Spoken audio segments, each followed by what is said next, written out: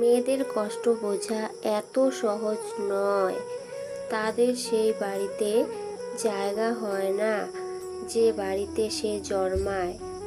মেয়েরা সামান্য কারণে কাঁদে, আবার সবচেয়ে কঠিন যন্ত্রণা নীরবে সহ্য করে। সবাই বলে মেয়েদের কোনো বাড়ি হয় না, কিন্তু আসল কথা হলো তাদের ছাড়া কোনো বাড়ি সম্পূর্ণ হয় না।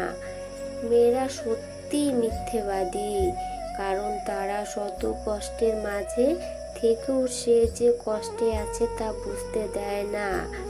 মেয়ে হয়ে জন্ম নেওয়া সহজ, কিন্তু মেয়ে হয়ে বেঁচে থাকাটা অনেক কষ্টের।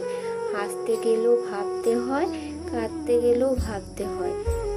মেয়েরা অল্পতেই খুব খুশি হয়, কিন্তু কিছু কিছু মেয়ের ভাগ্যে এই অল্প সুখটুকু জোটে না।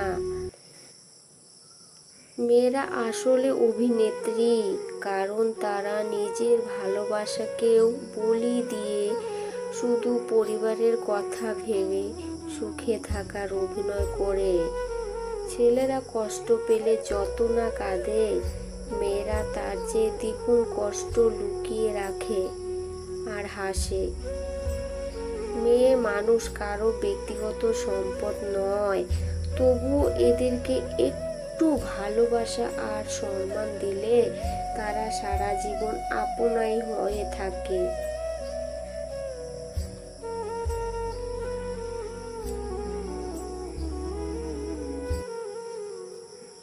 মেয়েদের জীবনটা হলো অনেকটা মোমবাতির মতো। তারা অন্যকে আলো দিতে গিয়ে নিজে জ্বলে পুড়ে শেষ হয়ে যায়, তবুও সেই দহনের ব্যথা কাউকে বুঝতে দেয় না।